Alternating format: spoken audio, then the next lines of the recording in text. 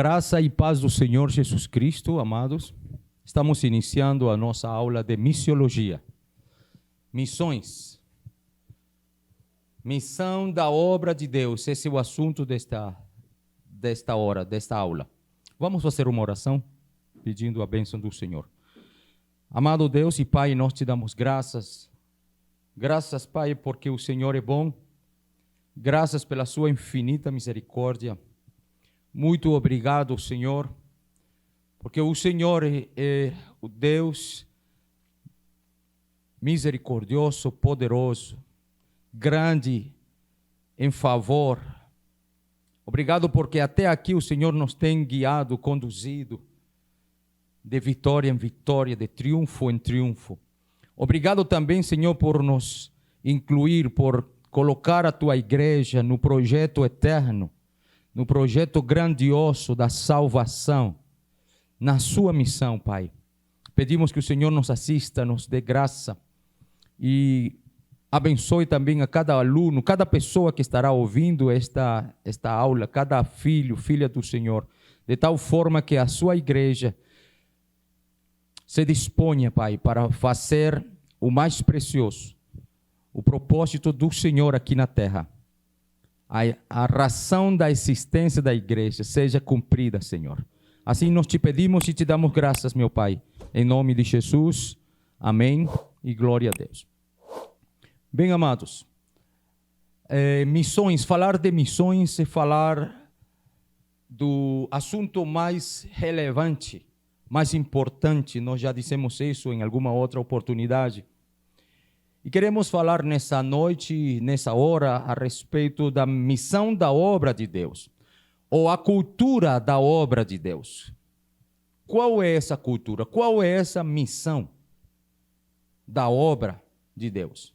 Na qual a igreja, o povo de Deus, todo aquele que nasceu, que foi gerado de novo, que nasceu de novo, todo aquele que foi transformado, foi tirado do reino ou do império das trevas, do mundo perdido, e foi transportado, foi mergulhado, foi incluído na igreja, no povo de Deus.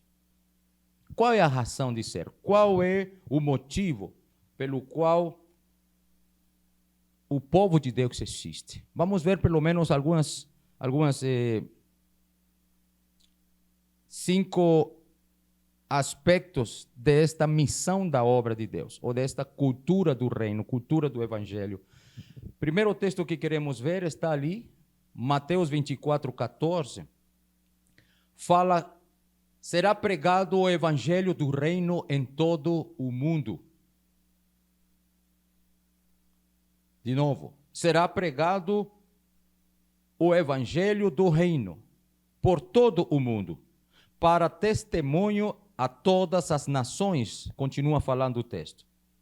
Então virá o fim. Esse texto nos mostra, nos ensina, nos lembra, nos desafia, nos leva para entender que há um propósito específico, claro, há um propósito pontual. Deus deixou registrado na sua palavra o propósito para o qual Ele te fez, para o qual Ele te salvou, ou salvou a sua igreja, seu povo. E este propósito está ali em esse texto. É um dos textos que fala: prega o evangelho do reino em todo o mundo, para testemunho a todas as nações. Então virá o fim. Os discípulos trabalharam muito arduamente nisto. Nós queríamos lembrar, provavelmente nós já falamos em outras oportunidades, mas a missão de Deus, a obra redentora de Deus, teve 2 etapas claras. A primeira foi feita por Deus mesmo. E especificamente pelo Cordeiro que foi morto, por Jesus Cristo. Ele iniciou essa tarefa, cumprindo o projeto de Deus, a missão de Deus, de salvação de todas as famílias, de todas os povos da terra, de todo aquele que crê, que recebe esse presente que é a salvação. Então Jesus iniciou essa tarefa. E ele o fez com todo o poder, com toda a autoridade. Ele deu início à tarefa e ele selou com a sua morte na cruz do Calvário. Ele deu o grito de vitória, dizendo: está consumado. Depois ele, vencendo a morte, se levantou dentre os mortos, vencendo o último inimigo, e ele comissionou. Ele falou para o seu povo: agora todo o poder me foi dado nos céus e na terra. Portanto, ide em meu nome, fale sobre este reino eterno. Esse é o primeiro início, a obra de Jesus. Agora, a segunda parte desta obra é a igreja quem está fazendo. É o povo de Deus que está fazendo, todos os salvos, todos os crentes em Jesus Cristo. Então, o propósito da vida, e antes de continuar, a igreja deve fazer como? Da mesma forma, com todo o poder, na autoridade do nome de Jesus. Pregar o evangelho. Não se faz a obra missionária, não se faz a missão da obra de Deus sem o auxílio, sem o envio, sem o respaldo, sem ser cheio do poder do Espírito Santo. A obra é feita pelo Espírito Santo e este é o tempo da igreja. Qual é, então, o propósito da vida e o propósito, o destino final da igreja? Qual é o alvo da igreja? A Bíblia diz que será pregado o evangelho do reino em todo o mundo e logo virá o fim. Por que fala isso no final desse texto? Para testemunho a todas as nações. E eu fico pensando, interessante, não disse para testemunho a todas as pessoas, é testemunho a todas as nações. Em algum lugar, em todos os lugares da terra, alguém tem que ouvir e crer no evangelho. Inicialmente isso. Agora, depois virá o fim. Então, queridos, a missão da obra de Deus, o propósito de Deus, o anúncio da salvação em Jesus Cristo é o mandamento de Jesus. Nós precisamos entender isso claramente. Quando o Senhor disse: ide por todo o mundo, ide a todas as pessoas e preguem, anunciem a boa notícia de salvação, o evangelho, boas novas de salvação. Então, anunciar é uma ordem. Vamos colocar isso na nossa mente e pedir ao Senhor que Ele nos ajude. Devemos, então, obedecer este mandamento. A igreja, o povo, você é a igreja do Senhor Jesus, você já recebeu, já reconheceu que Jesus Cristo é o Filho de Deus, então você tem uma ordem. O dono da obra ordenou algo para você, ele manda algo para ti. E ele fala, anuncia. Devemos então obedecer, você e eu. Se nós não pregarmos, se nós não anunciarmos o evangelho, estaremos desobedecendo uma ordem específica de Deus. A pregação do evangelho é essencial, queridos, para a sobrevivência da igreja. Eu acho muito interessante isto. Vou repetir. A pregação, o anúncio do evangelho de Jesus Cristo é essencial, é vital, é muito importante. Não pode abrir mão desta ordem, porque assim a igreja estará sobrevivendo, estará cumprindo o propósito. Senão ela deixa de ser igreja, deixa de cumprir o propósito da sua existência. Se a igreja não prega o evangelho, não fala, não anuncia, não alcança as pessoas, não salva as pessoas. Quando Jesus disse: sarem em meu nome, libertem em meu nome vocês sararão os enfermos. Mas Jesus não estava falando só da cura do corpo. É claro que o Senhor quer sarar o corpo. Há momentos que o povo fala: pastor, ora porque fulano está com doença, fulano está doente, fulano está desenganado. Aconteceu isso com o meu primo, Josué. Lá os médicos falaram: esse menino está desenganado. Só tem um em 200, não sei quanto é, 20 mil uma coisa assim, eu esqueci. Se é 20 mil, 2 mil, não lembro. Mas é um em cada milhas que reverte aquele quadro. Está desenganado e o final é morte. A família ligou, estamos em um relógio de oração. A igreja também, a Igreja da Paz, o pastor Josué está fazendo oração todos os dias, segunda a sexta, 10 da noite. E colocamos nos grupos de oração, Deus faça um milagre, mas principalmente a salvação desse meu primo, Josué. E Deus fez um milagre. Os médicos falaram, gente, isso aqui reverteu, ele foi para casa, está de alta. Milagre, esse aqui milagre. Agora fizemos uma live com ele e voltando aos caminhos do Senhor. Essa é a salvação que o Senhor está falando. Então, se a igreja não está anunciando, ela perde a característica da igreja. A igreja perde sua principal função. Não é mais igreja de Jesus Cristo, não é. Então, somos chamados não para procurar a nossa salvação. Isso é algo interessante. Quando uma igreja está sobressando, não, eu vou cuidar de mim, vou cuidar da minha salvação, dos meus interesses, perde a característica da igreja. Eu acho isso muito sério. Chamados para ajudar e salvar a todo aquele que puder. Essa é a razão de ser. A cultura da igreja é essa. Por que estamos na igreja? Igreja local. Qual é a tua igreja local? Você faz parte da igreja geral, da igreja que chama-se a igreja que está em todas as partes da terra, atualmente, mas faz parte daquela igreja também que iniciou desde o início, desde os primórdios, desde o início da criação. O povo de Deus, a igreja, os filhos de Deus. Mas tem uma igreja local, onde você se congrega, onde você é ensinado, onde você serve. Guarda essa palavra. Então, se a igreja não faz, perde. Não é a igreja, é um grupo de pessoas, é uma comunidade. Tem gente que até não bota mais igreja de Jesus, bota comunidade, famílias, grupos.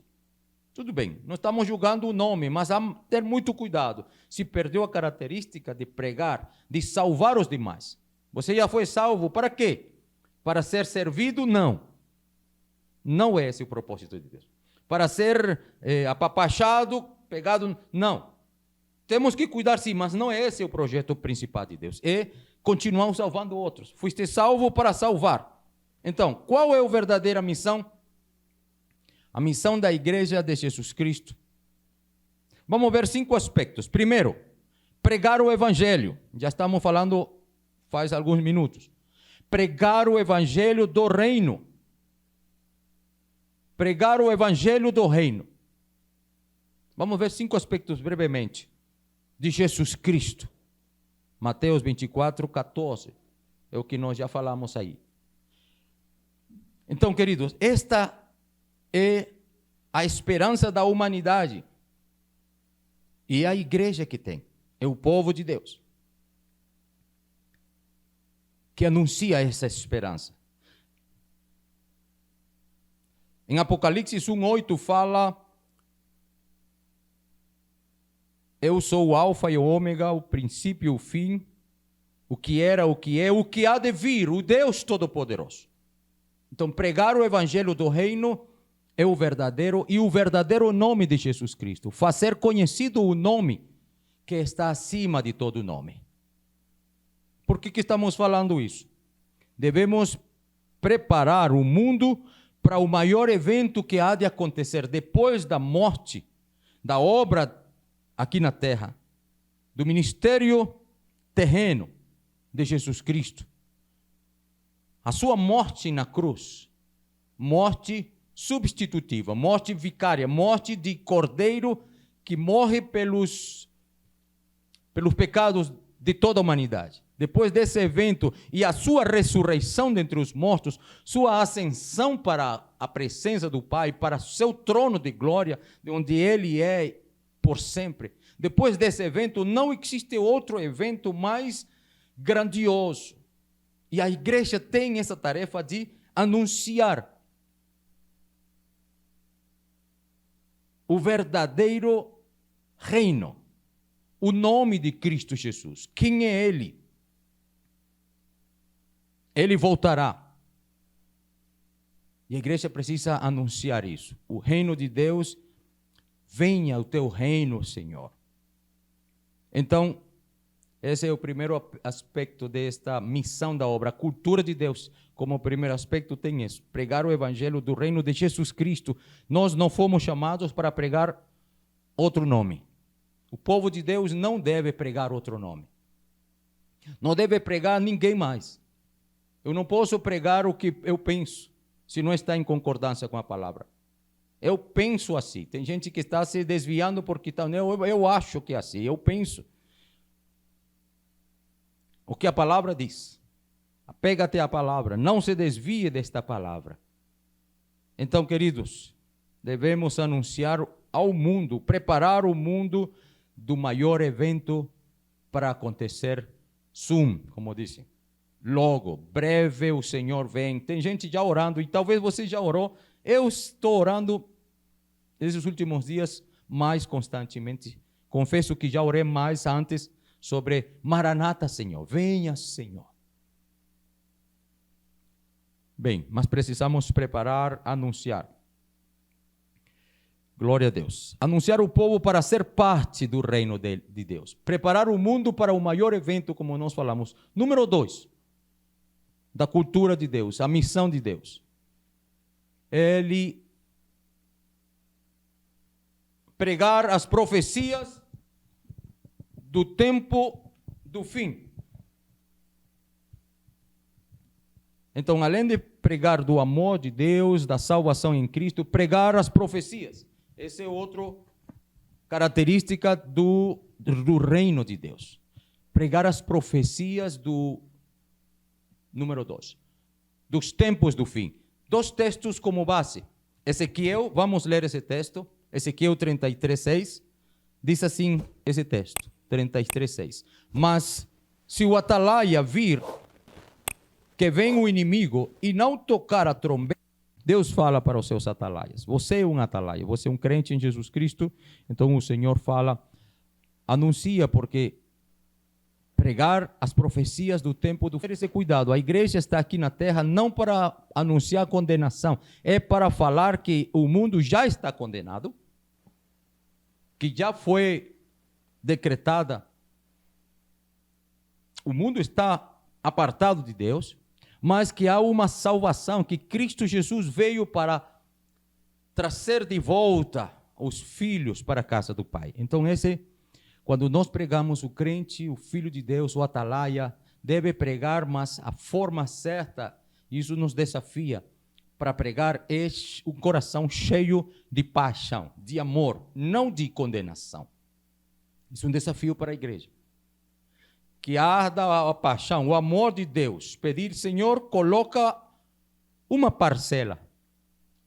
Coloca um pouco da tua compaixão, do que o Senhor tem pelo mundo. Nós temos que vigiar muito nesse sentido. Então, a advertência de Ezequiel fala para o povo de Israel, mas fala para nós também. Se alguém morrer e ele não ouviu e você teve oportunidade de falar, vai ser requerido, sim. Você é responsável por essa pessoa. Sim, som. Ok. Estava sem ouvir. Pronto. Jesus perguntou, Simão, filho de João, você me ama mais do que estes outros me amam? Ele respondeu, sim, o Senhor sabe que eu o amo. Jesus lhe disse, apacente os meus cordeiros. Jesus perguntou pela segunda vez, Simão, filho de João, você me ama? Ele respondeu, sim, o Senhor sabe que eu o amo. Jesus lhe disse, pastoreie as minhas ovelhas. Pela terceira vez, Jesus lhe perguntou, Simão, filho de João, você me ama? Pedro ficou triste por Jesus ter perguntado pela terceira vez, você me ama? E respondeu, o Senhor sabe todas as coisas, sabe que eu o amo. Jesus lhe disse, apacente as minhas ovelhas. Olha que coisa, a tarefa mais preciosa, o que mais alegra, o que mais dá satisfação, o desejo de Deus, para o qual Ele fez tudo o que Ele fez, é que os seus filhos, aqueles que já foram trazidos, tirados para fora da prisão de réus condenados à morte sem chance, sem condições de sair. Que estes que já foram livres, que fazem parte da igreja, do povo, dos filhos, do exército, dos amados, das ovelhas do Senhor, que estes traiam outros, tirem outros. Então, queridos, cada membro da igreja deve alimentar a outro. O processo de alimentar é criar uma atmosfera para todos servir uns aos outros. Olha que coisa interessante. Para que estamos na igreja? Eu estou aqui para que me sirvam. Está errado. Eu estou aqui porque quero que me sirvam, quero que as pessoas me ajudem. Parece algo bonitinho, é bonito. E também faz parte. Mas não é esse o propósito. Estamos na igreja, você é filho de Deus, nascido de Deus, tem graça, tem unção, tem salvação, tem dons espirituais, tem o favor, tem a cobertura do céu, tem a presença do Espírito Santo. Para que tudo isso? Para servir. As ovelhas necessitam boa dieta. Deus quer levantar pastores. Não estamos falando de título, de cargo, de presidente de igreja, antes de igreja. Pastores, homens que amam vidas, mulheres que amam vidas. Como está a nossa? Vou me incluir, querido. Como está a nossa temperatura? Quer saber a temperatura se você está perto do Senhor Jesus? Se você está cheio da presença, cheio da graça? A temperatura, o termômetro para medir é como está o teu amor pelas vidas. Se não há amor, se não há compaixão, se não há nada, nenhum ato, nenhuma atitude, nenhuma forma, uma ligação, uma mensagem, uma oração, uma ajuda física, financeira, por que não? Tudo isso faz parte. Se não há nada disso, o termômetro está ruim, irmão. Está quase morrendo. Se não, já morreu. Filho de Deus, igreja do Senhor, ama vidas. As ovelhas necessitam dieta, uma boa dieta. As ovelhas não sabem se cuidar. Então, estamos falando de cuidar a igreja especificamente. Acaso, se isso é uma palavra um pouco forte, estava meditando ontem, falei, meu Deus, eu vou falar isso aqui. Eu vou falar. Os pastores, falando agora já dos líderes, pastores que têm um ministério dado por Deus, o anjo da igreja ou os outros pastores que estão cooperando com o presidente da igreja, eles cuidam ovelhas, e essa é a nossa tarefa. Mas há alguns que não se deixam cuidar. Se uma pessoa na igreja, as ovelhas não se cuidam a si mesmas. Ovelha precisa ser cuidada pelo pastor, e Deus deu pastores. O texto diz: Deus deu pastores para a igreja. Eles são os servos da igreja. Têm o cargo, precisam ser honrados, sim. Precisam ser servidos, precisam ser cuidados, interceder, mas eles estão diante de Deus como anjo da igreja. Davi foi falado, ele era a glória de Israel. Olha que coisa. Quando era ancião, foi para a guerra, quase que um gigante matou Davi. E um dos valentes pulou na frente e matou esse gigante, acabou com ele. E disse: meu rei, a partir de hoje o Senhor não virá mais para a guerra, já está envelhecido, o Senhor é a glória de Israel. O Senhor fala contigo, não é o mesmo tempo de Moisés, naquela época era assim, né? Os reis, Deus falava, mas agora é uma glória, ele é responsável sim. Ele atrai, ele tem que atrair. Ele está na presença de Deus intercedendo, pastoreando. Mas há ovelhas, nessa outra parte, que têm pastores de verdade e não se deixam cuidar, não são ensináveis. Não são humildes. Há ovelhas que não são humildes. A ovelha, normalmente, ela é humilde. Comparando aquele animalzinho dócil, ela é humilde, ela é ensinável. Ela está em grupo, ela não é individual, não vive sozinha, não sobrevive só. Ela está em grupo, ela sabe, ela escuta, ela se relaciona com as outras ovelhas. E é guiada pelo pastor. E há um texto que eu vou ler, Provérbios 5:23. Irmão, esse texto é muito forte. E eu quero... Provérbios 5:23. Ele morrerá pela falta de disciplina, pela sua loucura será perdido. Está falando de pessoas que não são ensináveis.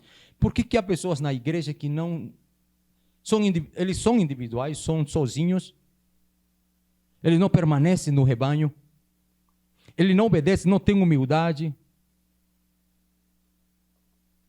não é ensinável, ele pula, ele sai do rebanho e não honra o pastor.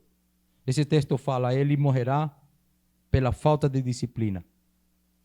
Há alguns que considerados ovelhas e eles saíram do aprisco, foram embora, são individuais, dizem, não, ninguém manda em mim. Já ouviu isso? Ninguém fala, eu não obedeço ao pastor, eu não falo. Esse é um assunto muito sério. O texto da Bíblia fala, cuidado, porque ovelha, sim, ela fica no rebanho, ela obedece, ela tem coração sensível, humilde. Glória a Deus. Vamos para o quarto. Ser exemplo da igreja. A cultura do reino. Por que você está na igreja? A igreja é para todo mundo, é o caminho de vida em Cristo. A igreja anuncia a todo mundo o caminho que há de vida em Cristo Jesus. Ser exemplo ao povo de Deus. É um mandamento. Deus quer ser revelado, além de ser revelado, que a igreja cresça, Deus quer ser revelado ao mundo todo. Os crentes são importantes para ajudar uns aos outros. Ser cristão é ser um servo. Ser crente é ser um discípulo. O problema às vezes é falando, pensando bem, entendendo o que está acontecendo nas igrejas locais, é que há muitos crentes que não são discípulos, não são servos. Chegaram à igreja e agora eles pensam, têm essa ideia erradíssima, que estão na igreja para que os outros os sirvam, o pastor é quem vai servi-lo, os líderes são quem vão me servir, e se alguma vez fizerem alguma coisa que eu não agradar, eu vou sair, eu vou embora. Esse não é ovelha. E o texto bíblico chama, não é ovelha. Eles pulam. Querido, isso é muito sério. Por gentileza, por amor a Deus, por favor, eu falo como o apóstolo Paulo, em nome de Jesus, pela misericórdia de Deus, cuide a sua salvação. Isso que diz Paulo a Timóteo: Timóteo, cuida a tua salvação, cuida o chamado, se expõe à palavra.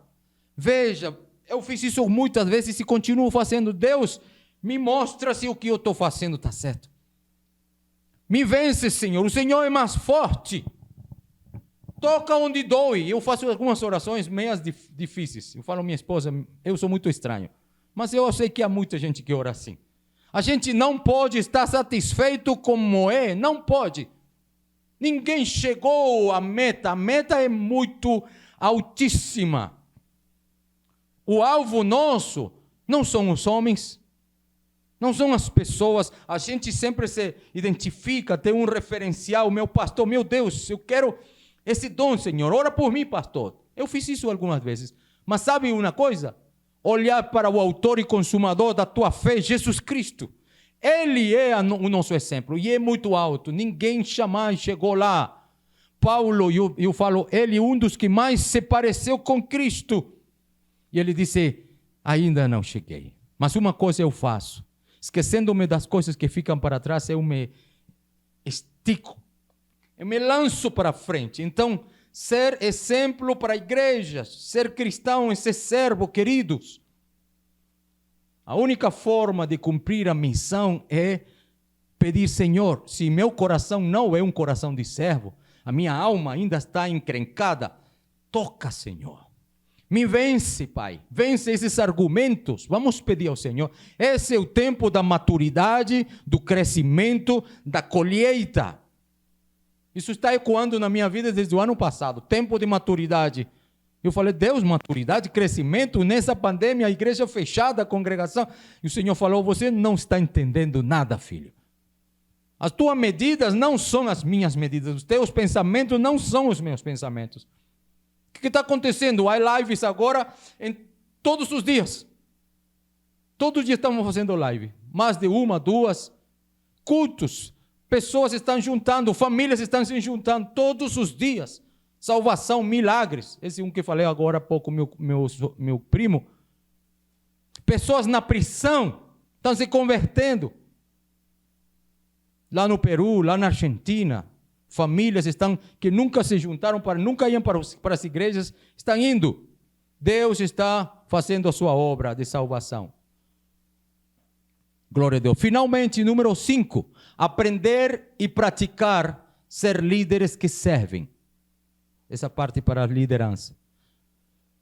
Jesus foi o maior exemplo de servo. Como um líder pode ser servidor? Mateus 20, 25 a 28. Me parece que nós já lemos. Mateus 20, 25 ao 28. Então Jesus, chamando-os para junto de si, disse, não li não. Vamos encerrar com esse texto. Chamando-os para junto de si, disse, vocês sabem que os governadores dos povos os dominam e que os maiorais exercem autoridade sobre eles.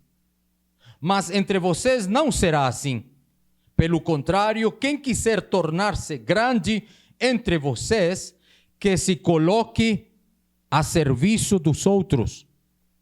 E quem quiser ser o primeiro entre vocês, que seja servo de vocês. Leu Mateus 20, 28. Tal como o Filho do Homem, que não veio para ser servido, mas para servir e dar a sua vida em resgate por muitos. Glória a Deus, irmãos. Aprender a praticar é a quinta característica.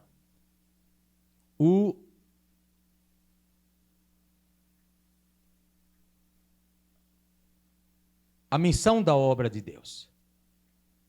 Primeiro, pregar o evangelho do reino, o verdadeiro nome de Cristo Jesus. Pregar as profecias dos tempos do fim. Terceiro, apacentar o rebanho, fazer a igreja crescer. Quarto, ser exemplo à igreja. Essa é a missão, essa é a característica, essa é a cultura. E quinto, aprender a praticar, ser líderes que servem. Jesus foi o maior líder. Que Deus nos abençoe. Vamos orar? Pedir ao Senhor. A Bíblia diz em Atos 20, 25, o melhor é dar do que receber. Pai, ajuda-nos para que nós possamos vivenciar estes ensinamentos, Senhor. A cultura do reino, a obra de Deus, a missão da obra de Deus. Que nós possamos nos expor e viver, Senhor, ajuda-nos, vence-nos, Senhor. Vê se há em nós caminho mau, caminho torto, e endireita nossos caminhos. Dá-nos um coração como o teu, Senhor. Que nós nos espelhemos no nosso Rei. Possamos ser servos uns dos outros. E que nossa chama da paixão pelas vidas, seja reacendida e não se apague à tua volta, até a tua volta, Pai. Assim nós te pedimos e abençoamos a tua igreja, teu povo, os teus filhos, em o nome de Jesus Cristo. Amém. Glória a Deus. Aleluia.